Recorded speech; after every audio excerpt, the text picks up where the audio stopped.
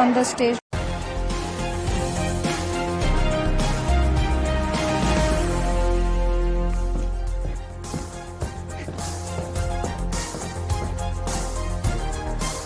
Hello and a very warm welcome. You're watching World 360. I'm Akanksha Swaroop. The new India-China crisis in Tawang has arrived as yet another reminder to India of how China unilaterally wants to change the status quo at the LAC. This, as yet another Indian neighbor, Pakistan, clashed with the country at the UNSC. While we'll deep dive into our top stories, let's get started with the headlines first.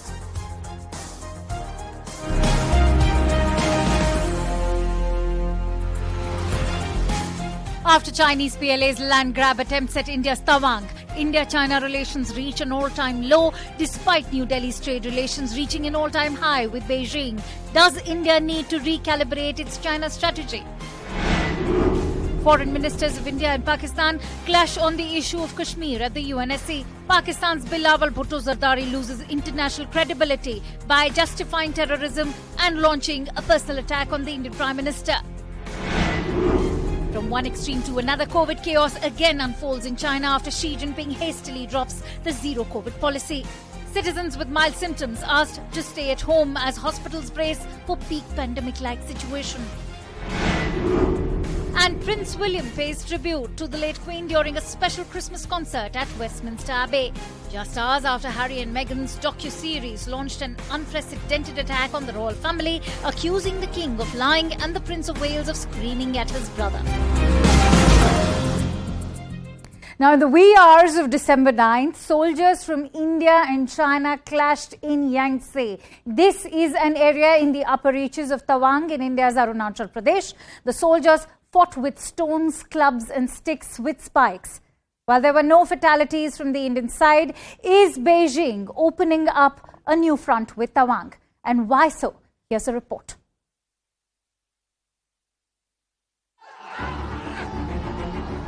The boundary issue at the LAC is back, one that's central to the India-China relationship. More than 2 years after the deadly Galwan clashes, the Tawang skirmish is part of China's grand strategy to unilaterally change the status quo on the boundary, a stance also reiterated by India's defense minister. भारतीय सेना ने बहादुरी से PLA को हमारी territory में अतिक्रमण करने से रोका और उन्हें उनकी पोस्ट पर वापस जाने के लिए मजबूर कर दिया। अध्यक्ष महोदय, इस झड़प में दोनों ओर के कुछ सैनिकों को चोटें भी आई हैं और मैं इस सदन को अवगत कराना चाहता हूं कि हमारे किसी भी सैनिक की न तो मृत्यु हुई है और न ही कोई गंभीर रूप से घायल हुआ है। While the LAC face-off has divided Indian politics, the international community has taken a united stand. The US has sent a stern and unambiguous message to China. Though, and it's important to point out the growing trend by the PRC to assert itself and to be provocative. We are glad to hear that both sides appear to have quickly disengaged from the clashes.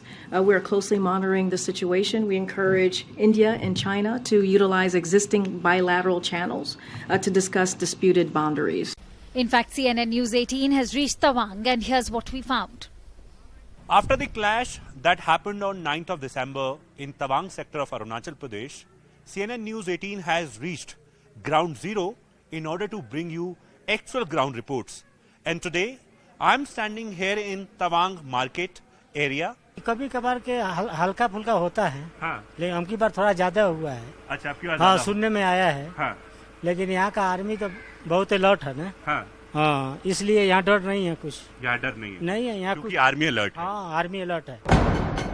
While the situation on ground zero is under control yet alert, Tawang remains central to China's grip on Tibet. So what does the dragon aim to gain? In tactical terms, capturing the heights would have given China visibility advantage of up to 25 to 30 kilometers, meaning no need for patrolling in the harsh winter months. But Indian troops stood their ground and sent the PLA packing to their posts. Beijing first tried to downplay the incident and then played the victim card, accusing Delhi of illegally crossing over. 据我们了解，目前中印边境局势总体平稳。 We hope India will move in the same direction with us. implementing the important consensus reached by the two leaders and act in strict accordance with the spirit of agreement and protocol, with the spirit of agreements and protocols that the two sides signed earlier, and jointly maintain peace and stability in the Indo-Chinese border area. With China's duplicity completely exposed, how should India respond? With Akash Sharma in Tawang, Bureau Report, CNN News 18. All right, let's try and get in a sense of perspective in terms of what this means for India and the LAC. I'm joined in by former senior diplomat, Ambassador Vishnu Prakash. Ambassador, thank you for joining in. Now, the recent clash at Tawang has clearly escalated the risk of military confrontation at the LAC, with diplomatic relations already with China at their lowest ebb and no strategic dialogue at the highest levels of leadership between India and China. Can the impasse at the LAC be managed purely by tactical level talks? And how can India evolve its China policy at a time when our trade with China is at an all-time high?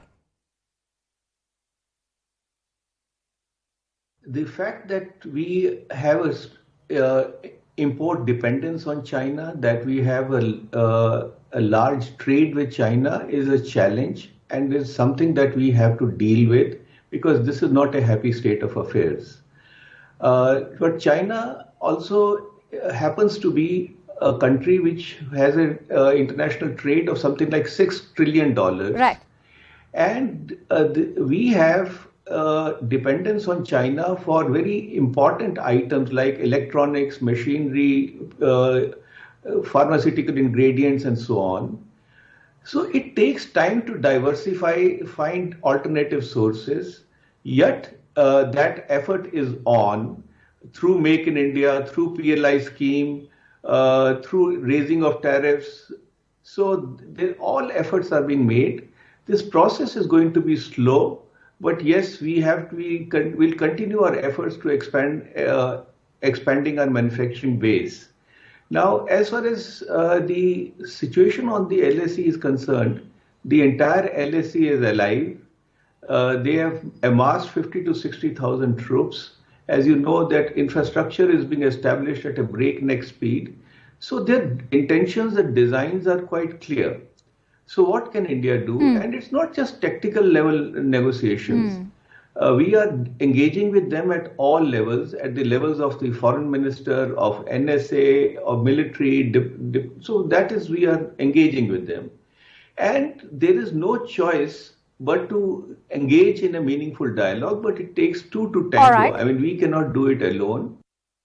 All right, Ambassador, I'm going to request you to stay with me as I also shift my attention over to another Indian neighbor, and I'm talking about Pakistan. Now, the country's foreign minister, Bilawal Bhutto Zardari, launched a personal tirade against Indian Prime Minister Narendra Modi, to which India's External Affairs Ministry has hit back hard, saying that Bhutto's comments were a new low even for Pakistan. This exchange came in the backdrop of Pakistan placing the onus of controlling terrorism on other nations. External Affairs Minister S. Jaishankar gave a befitting response to the Pakistani reporter who had charged India with supporting terrorism. Showing the mirror to Pakistan, Jaishankar said that the reporter was asking the wrong minister, and that the Pakistan Foreign Minister Bilawal Bhutto Zardari is the one who needs to respond on how long Pakistan intends to practice terrorism. The External Affairs Minister also quoted what Hillary Clinton had to say a decade ago, when she said that if you keep snakes in your backyard, you cannot expect them to only bite your neighbors. Beyond this, he indirectly called out China for their double standards at the UNSC and said that evidence-backed proposals for counterterrorism were put on hold without assigning adequate reasons. The question of justifying what the world regards as unacceptable should not even arise. That certainly applies to state sponsorship of cross-border terrorism. Nor can hosting Osama bin Laden and attacking a neighboring parliament serve as credentials to sermonize before this council. It is the ministers of Pakistan who will tell you how long Pakistan intends to practice terrorism. The world is not stupid, the world is not forgetful, and the world does, increasingly call out countries and organizations and people who indulge in terrorism. So my advice is, please clean up your act. please try to be a good neighbor. Hillary Clinton was visiting Pakistan, Islamabad, and Hina Rawani Khan was a minister at that time, and I think standing next to her, Hillary Clinton actually said that if you have snakes in your backyard, you can't expect them to bite only your neighbors. Eventually, they will bite the people who keep them in the backyard. But as you know, Pakistan is not great on taking good advice, and you see what's happening there. The world today sees them as the epicenter of terrorism. All right. The world today sees Pakistan as the epicenter of terrorism. That is what Jaishankar had to say.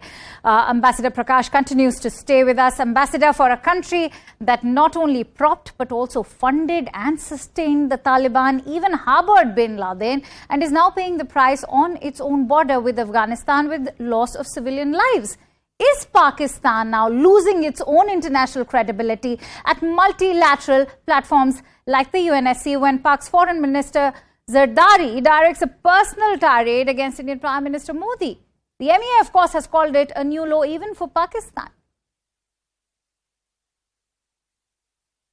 It is a new low for Pakistan. It is an act of desperation, but there is little surprise because Pakistan or Pakistani leaders are completely disconnected with reality.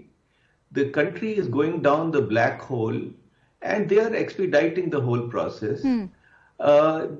Frankly, and it saddens me to say that Pakistan has no credibility because their entire foreign policy is based on lies and export of terrorism.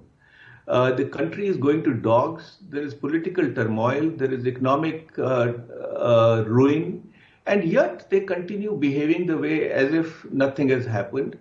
The problem also is that there is the dysfunctional polity in Pakistan, but also they have the support of a country like China, which aids and abets terrorism and protects them.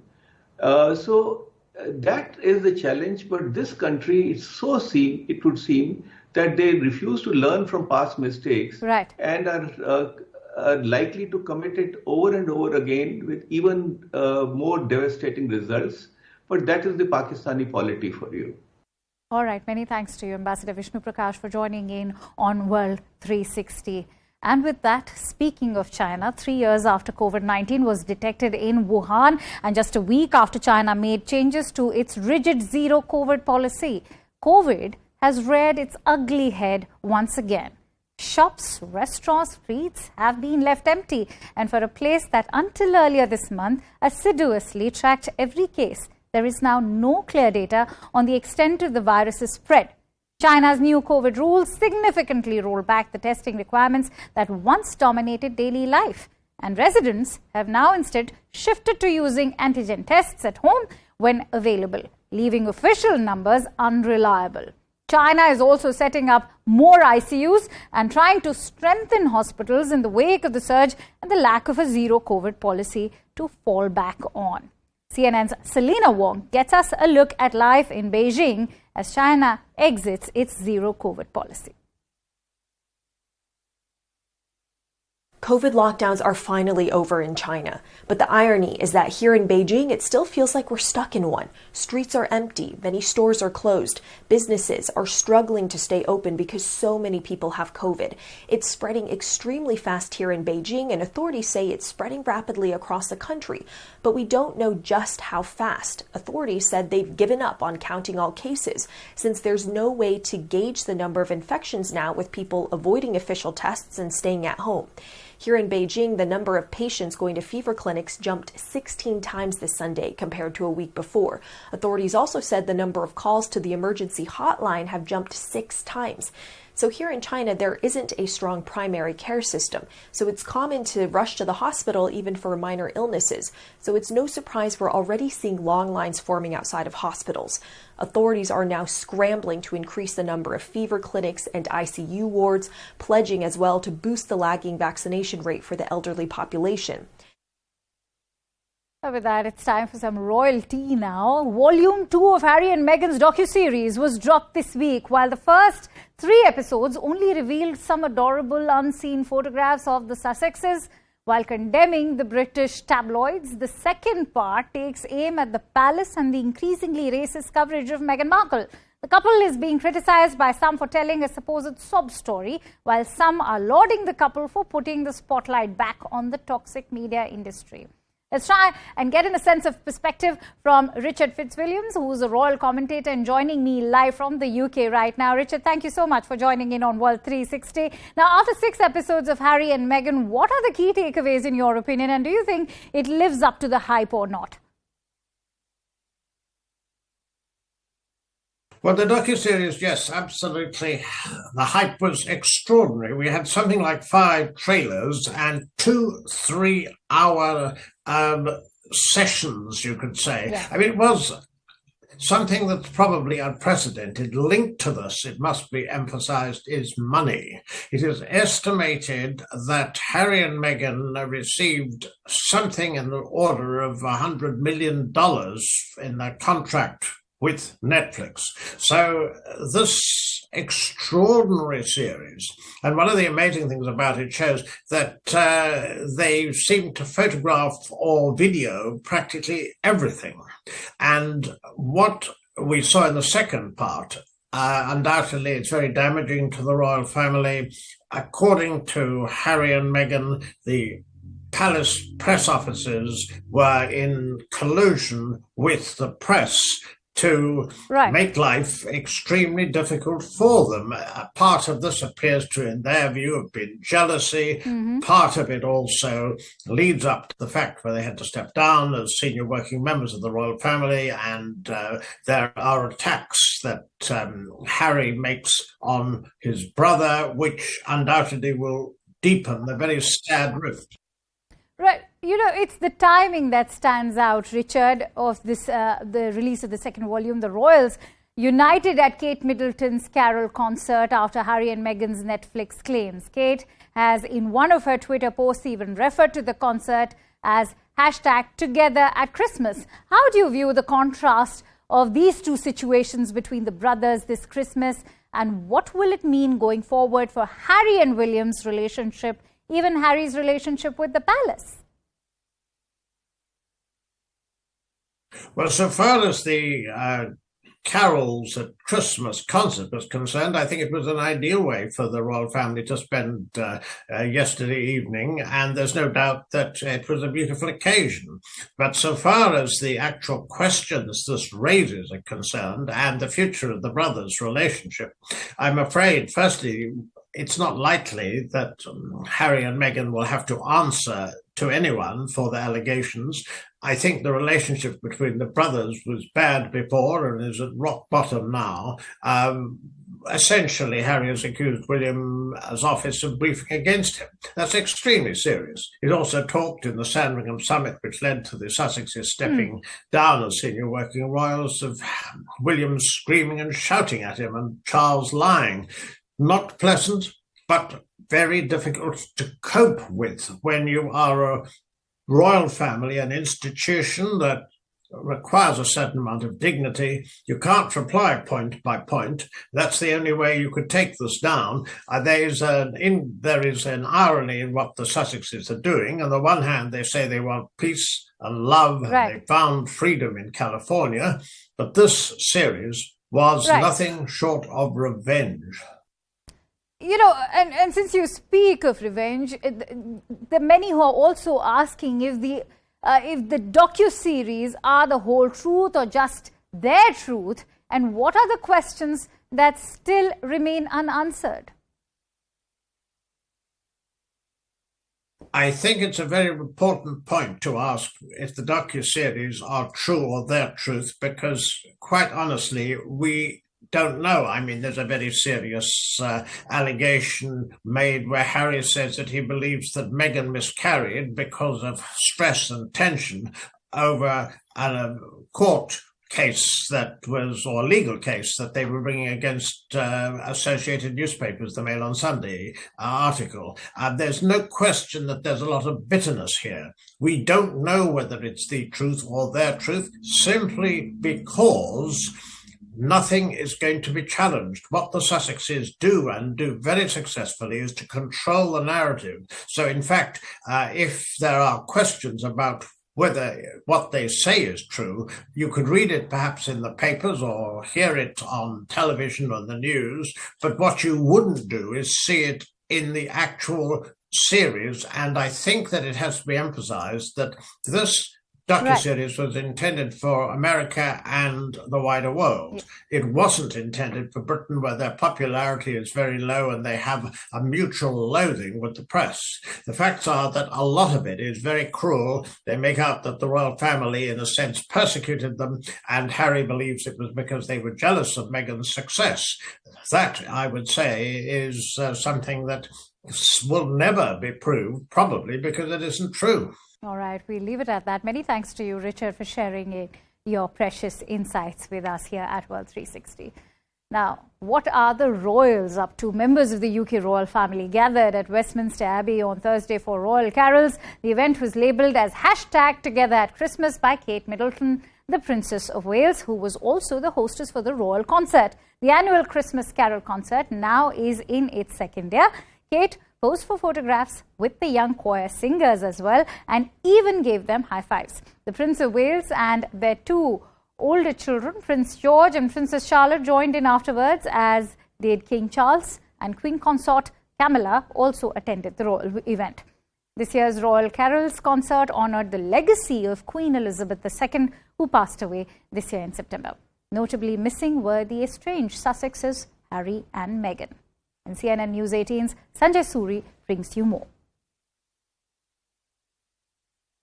But together at Christmas was Princess Kate's hashtag for the carol service at Westminster Abbey, the royal spin, if you like. But of course, we could see who was not quite together. Only hours earlier, the same day, Harry and Meghan had their say. Harry had spoken of William shouting and screaming at him at a family get-together, and that cracked this image of William as some calm and aloof prince. Harry said more seriously that his father had been saying things that obviously were not true, so in effect publicly calling his father, the reigning King Charles III, a liar. We used to see huge crowds gathering and waving at Queen Elizabeth every time she would drive by. Charles faces a stony lack of enthusiasm. The carol service clearly was less about Christmas than a PR exercise to smother Harry and Meghan's complaints with the splendor of the palace, even almost an ad campaign for the palace.